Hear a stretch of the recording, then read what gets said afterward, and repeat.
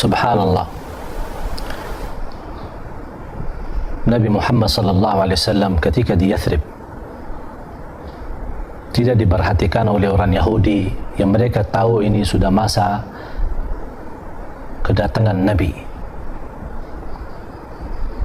dan beliau bersama ibunya bersilaturahim dengan keluarga ibunya yang berada di kota Yathrib di masa itu,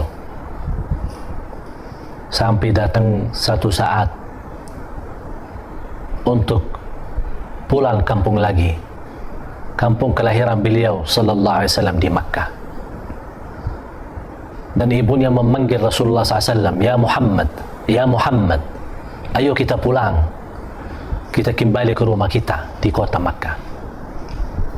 Dan seperti kebiasaan kendaraan di masa itu, di zaman Quraisy adalah unta. Rasulullah SAW naik unta bersama ibunya, dan ibunya memeluk dengan kasih sayang, dan dia belum tahu apa lagi rahasia yang ada di dalam diri anaknya ini. Sepanjang perjalanan pulang, ibunya Rasulullah SAW, Siti Aminah, menceritakan kepada Rasulullah SAW kisah-kisah yang indah, cerita-cerita yang indah, nama perjalanan, nama pohon-pohon, binatang-binatang yang mereka lihat dalam perjalanannya sampai menuju Makkah.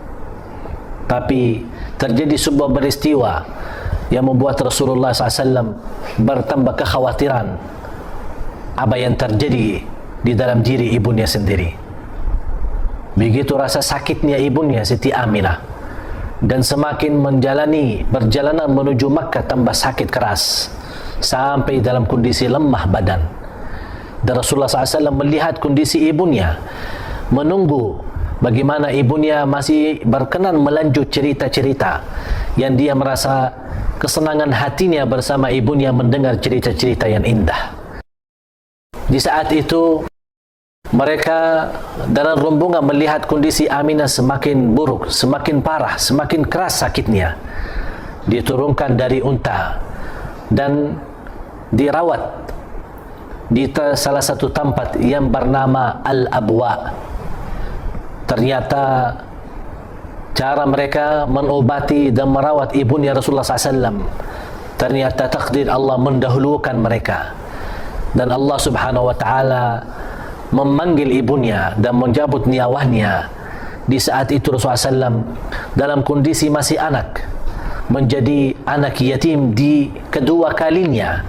Anak yatim pertama dengan kehilangan bapaknya, dan kedua kalinya kehilangan ibunya, membuat Rasulullah sallallahu alaihi wasallam memiliki sisa umur yang begitu penuh dengan rasa sedih, dengan rasa kehilangan kasih sayangnya dari kedua orang tuanya sallallahu alaihi wasallam.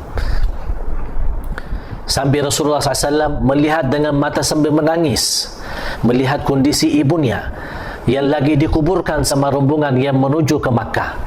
Sambil Rasulullah SAW menangis, dan begitu selesai dikuburkan, Rasulullah SAW masih berdiri di atas kuburannya, di samping kuburannya ibunya, dan dia tidak mau bergerak.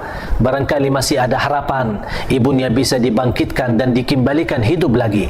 Tapi begitulah ujian dan takdir Allah Subhanahu wa Ta'ala untuk kita semua.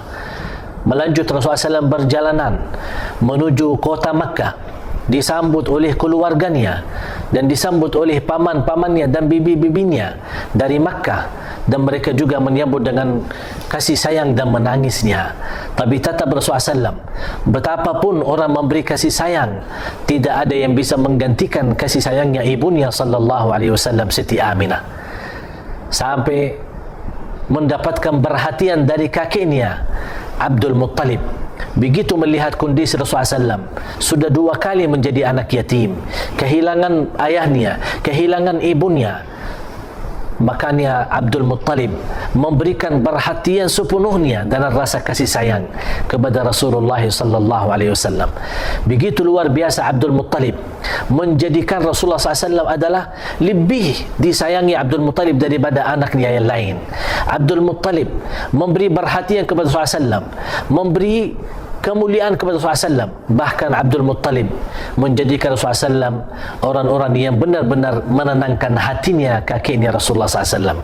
Abdul Muttalib menjaga, Abdul Muttalib menurusi, Abdul Muttalib memperhatikan Nabi Muhammad sallallahu alaihi wasallam di masa Rasulullah SAW sudah kembali ke Makkah.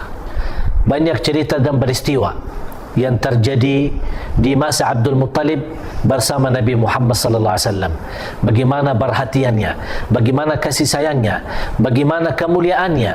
Walaupun Abdul Muttalib seorang pimpinan Quraisy yang sibuk, bahkan sangat sibuk di saat apalagi di musim haji, melayani jamaah haji yang datang dari juru dunia, dari mana-mana menuju ke Makkah. Tapi walaupun Rasulullah SAW dalam kondisi anak-anak, tapi begitu kakeknya Abdul Muttalib memberi perhatian dan kasih sayangnya kepada anak tercinta, cucu tercinta Nabi Muhammad sallallahu alaihi wasallam.